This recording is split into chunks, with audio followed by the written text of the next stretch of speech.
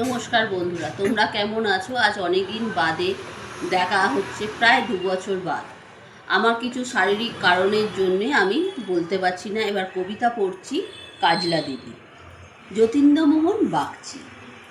বাঁশবাগানে মাথার ওপর চাঁদ উঠেছে ওই, মাগো আমার শোলক বলা কাজলা দিদি কই। পুকুর ধারে লেবুর তলে থোকায় থোকায় জোনাই জলে, ফুলের গন্ধে ঘুম আসে না, একলা জেগে রই।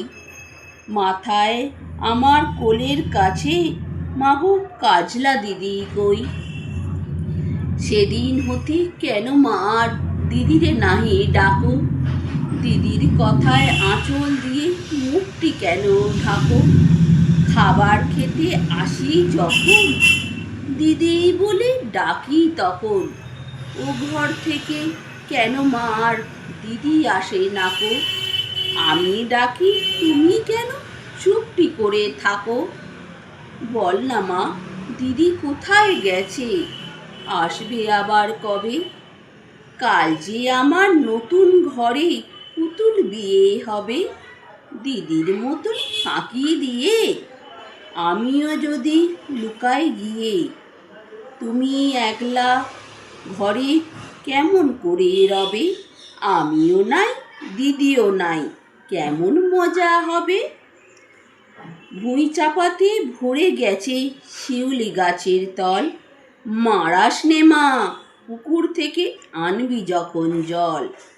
ডালিম গাছের ডালের ফাঁকে বুলবুলিটি লুকিয়ে থাকে, দিস না তারে উড়িয়ে মাগো ছিঁড়তে গিয়ে ফল। দিদি এসে শুনবে যখন বলবে কি মা বল। বাঁশবাগানে মাথার উপর চাঁদ উঠেছে ওই, এমন সময় মাগো আমার কাজলা দিদি কই।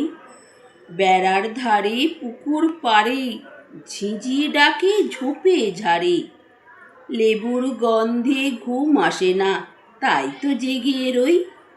রাত হলো যে মাগো আমার কাজলা দিদি কই। নমস্কার।